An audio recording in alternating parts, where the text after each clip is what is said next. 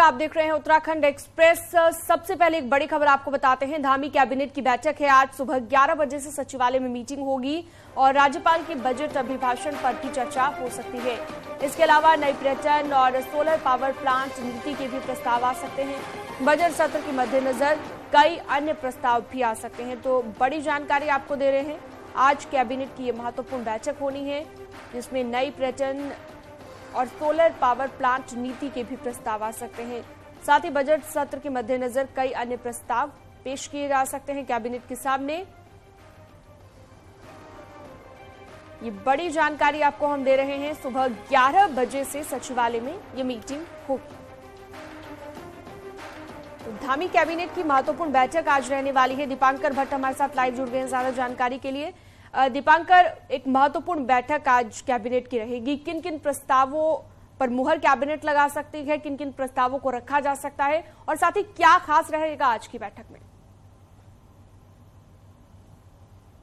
बिल्कुल 13 तारीख मार्च से गैरसैंण में सत्र होना है, बजट सत्र जो है, और 15 मार्च को धामी सरकार अपना बजट पेश करेगी। उससे पहले आज जो कैबिनेट की बैठक होने वाली है 11 बजे सचिवालय में, उसमें राज्यपाल के अभिभाषण पर मोहर लग सकती है कैबिनेट की। राज्यपाल का अभिभाषण एक पूरी पिक्चर होता है कि जो बजट सरकार को दिया गया उसको कहां कहां किस तरीके से खर्च किया गया, सड़क, बिजली, पानी, शिक्षा, स्वास्थ्य, जो अलग अलग सेक्टर है उसमें किस तरीके से सरकार ने काम किया है। राज्यपाल इस बात को सामने रखते हैं सदन में। इसके साथ जो अहम बात रहेगी आज के कैबिनेट में खास तौर पे, उसमें सोलर स्वरोजगार पॉलिसी, सोलर एनर्जी को लेकर पॉलिसी उत्तराखंड में पहले से थी, लेकिन जिस तरह से उसके नियम कायदे थे और जिस तरह की दिक्कतें उसमें थी तो वो आम लोगों के लिए उतने आसान उसमें वो प्रोसेस नहीं थी। तो ऐसे में आज सोलर एनर्जी पॉलिसी जो है उसे हिमाचल की तर्ज पर थोड़ा सा चेंज किया गया है, ताकि जो उत्तराखंड के लोग हैं या गांव में कोई भी अगर कोई युवा स्वरोजगार करना चाहता है, सोलर एनर्जी से पैसा कमाना चाहता है, तो उसके लिए चीजों को आसान किया जाए। दूसरी बात है टूरिज्म पॉलिसी। टूरिज्म पॉलिसी अभी अलग अलग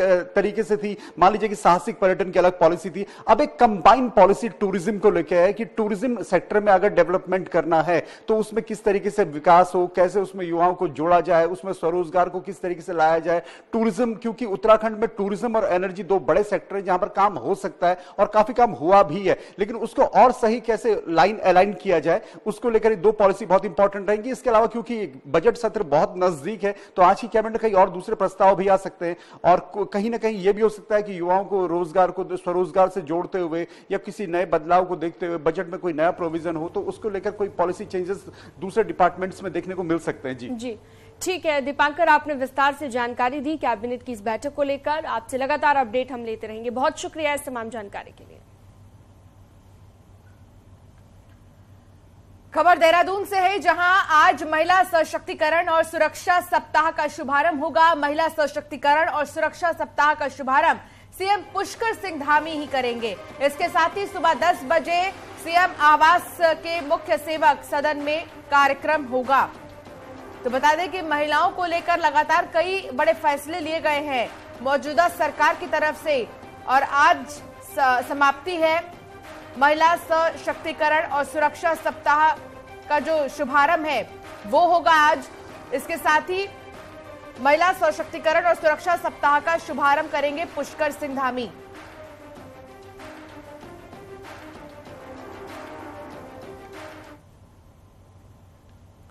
और चलिए आगे बढ़ते हैं। बागेश्वर जिले में आला अधिकारियों की काफी कमी हो गई है। जिले में करीब 2 साल से सीडीओ का पद रिक्त पड़ा है, वहीं एक एसडीएम का पद भी खाली पड़ा है। बीते 3 सालों से जिले की 6 तहसीलों से किसी भी तहसील में तहसीलदार की तैनाती अब तक नहीं हुई है।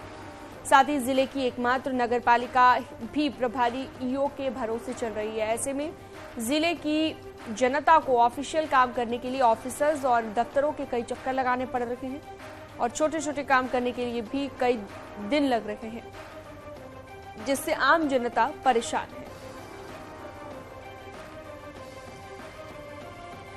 तो अधिकारी ना होने से यहाँ पर लोग परेशान हैं। आला अधिकारियों की कमी है और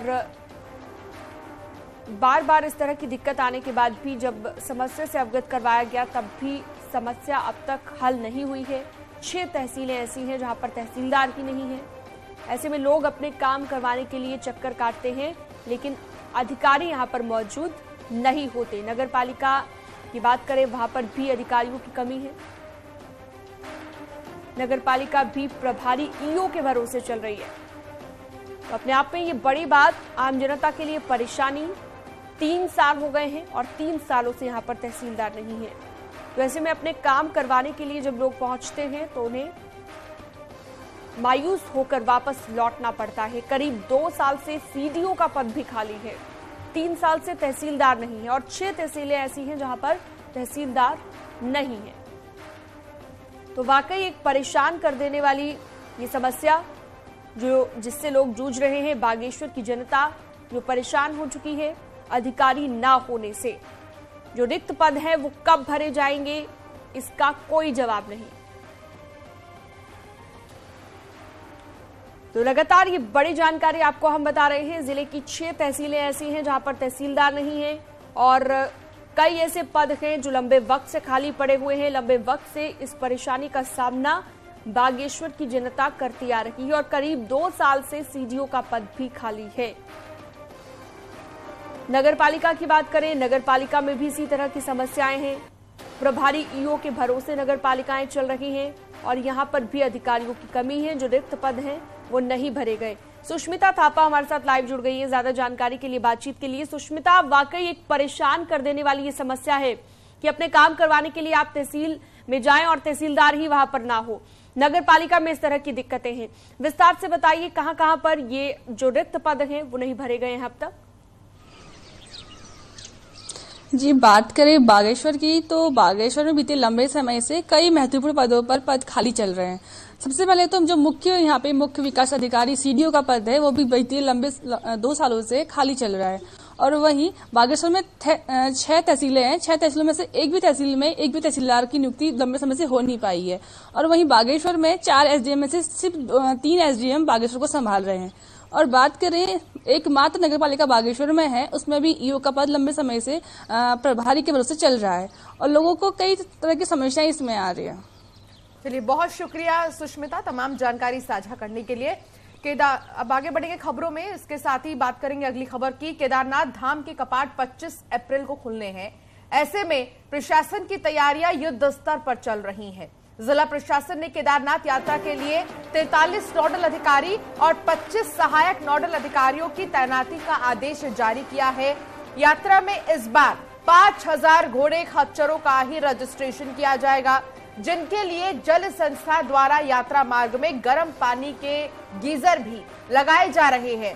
तो वहीं धाम में तीर्थ यात्रियों के लिए वाटर एटीएम की व्यवस्था भी की जा रही है।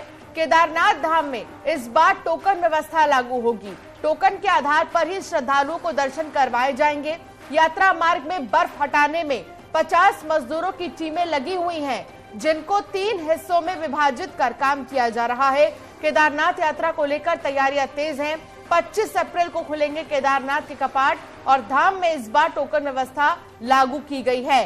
43 नोडल अधिकारी की नियुक्ति भी की गई है, यानी कि कोई समस्या ना हो, आम जो श्रद्धालु हैं उन्हें इसका ध्यान रखा जाएगा। शैलेंद्र रावत रुद्रप्रयाग से संवाददाता साथ जुड़ गए हैं। शैलेंद्र, केदारनाथ धाम में तमाम जो व्यवस्थाएं हैं वो दुरुस्त की जा रही हैं, लेकिन इस बार क्या खास देखने को मिलेगा? जी बिल्कुल, मैं आपको बताना चाहूँगा कि 25 अप्रैल को इस बार जो है बाबा केदार के कपाट खुल रहे हैं और उसको लेकर के अभी से ही युद्ध स्तर पर प्रशासन तैयारियां कर रहा है और किसी तरह की तैयारियों में चूक ना हो, इसके लिए नोडल अधिकारी जो है वो जो है प्रशासन ने उनकी लिस्ट जारी की है उनको, और जो है 47 इस बार नोडल अधिकारी बनाए गए हैं। जैसे हेली सेवा के लिए जो है जो जिला पर्यटन अधिकारी है उनको नोडल अधिकारी बनाया गया है। जो घोड़े खच्चर का पंजीकरण है उसके लिए जो है जो जिला पशु चिकित्सा अधिकारी होते हैं उनको जो है नोडल अधिकारी बनाया गया। और इस तरह से 47 नोडल अधिकारी, उसके साथ ही 25 जो है सहायक नोडल अधिकारी इस बार जो है जो केदारनाथ यात्रा है उसके लिए बनाए गए हैं। इसके साथ ही सबसे बड़ी समस्या जो घोड़े खच्चरों को लेकर के आती है कि घोड़े खच्चरों के साथ ही यात्रियों को चलना काफी मुश्किल हो जाता है। अनियंत्रित घोड़े खच्चर चलते हैं और बड़ी संख्या घोड़े खच्चरों की रहती है। तो इस बार जो है 5000 घोड़े खच्चरों की संख्या जो है सीमित कर दी है प्रशासन ने। केवल 5000 घोड़े खच्चर ही केदारनाथ यात्रा में इस बार अपनी सेवाएं देंगे और जो घोड़े खच्चर वहां पर चलेंगे वो भी उसमें भी जो है रुद्रप्रयाग के जो स्थानीय निवासी हैं उनको प्राथमिकता दी जाएगी। बाहर से जो है जो लोग घोड़े खच्चर लेके आते हैं उन्हें इस बार जो है उन पर जो है रोक लगाई गई है। इसके साथ ही जो घोड़े खच्चरों की व्यवस्था के लिए जो है वहाँ पर जो है जो गीजर सिस्टम वहाँ पर किया गया है, उसके टेंडर भी हो चुके हैं और काम वहाँ पर चल रहा है। क्योंकि गर्म पानी ना होने के कारण कई घोड़े खच्चरों की मौत हो जाती है यात्रा रूट पर। ऐसे में जो है इस बार जो है इस व्यवस्था को वहाँ पर नया किया गया है कि जो है गर्म पानी जो है घोड़े खच्चरों को वहाँ पर उपलब्ध कराया जाएगा, ताकि जो है घोड़े खच्चर जो है वो आसानी से जो है वहाँ पर अपना काम कर सके। और इसके साथ ही जो बर्फ हटाने का काम है वो भी लगातार जारी है और इस समय कम से कम 50 से ज़्यादा जो मजदूर हैं वहाँ पर 3 टीमों में जगह जगह पर वहाँ पे लगे हुए हैं और यात्रा मार्ग से बर्फ हटाई जा रही है। तो युद्ध स्तर पर सभी तैयारियां चल रही हैं, बैठकों का दौर भी जारी है और आगे जो है क्योंकि अब जो है काफी कम समय चार धाम यात्रा को खुलने के लिए रह गया, तो प्रशासन अपनी तैयारियां कर रहा है। बहुत शुक्रिया शैलेंद्र तमाम जानकारी साझा करने के लिए। और चलिए आगे बढ़ते हैं। चारधाम यात्रा को लेकर शासन प्रशासन द्वारा जोरों शोरों से तैयारियां की जा रही हैं। टिहरी में चारधाम यात्रा के पुराने विकल्प रूट घनसाली, मयाली, केदारनाथ की बदहाल स्थिति बनी हुई है। इस रूट से केदारनाथ, बद्रीनाथ के साथ ही गंगोत्री, यमुनोत्री की दूरी भी बेहद कम है और अब भी इस रूट से भारी संख्या में यात्री चारधाम यात्रा के लिए जाते हैं। घनसाली, मयाली, केदारनाथ रूट की बदहाल स्थिति का आलम यह है कि सालों के बाद भी ना तो इसका चौड़ीकरण हो पाया, ना ही इसे ऑल वेदर प्रोजेक्ट से जोड़ा गया। विभागीय अधिकारी की लापरवाही के चलते सुरक्षा की दृष्टि से इस रूट पर अभी तक कोई काम नहीं किया गया। यात्रा रूट पे तो काफी असुविधाएं है हमारे लिए, आम जनता के लिए या यात्री लोग जो आते जाते हैं उनके लिए काफी असुविधाएं हैं। इसके लिए मैं 2 बार भारत सरकार माननीय मंत्री से मिला हूँ। इसके 2 बार सर्वे भी हो चुके हैं और इससे मुझे उम्मीद है कि हम इससे जो है ऑल वेदर से जोड़ने का काम कर रहे हैं। तो सर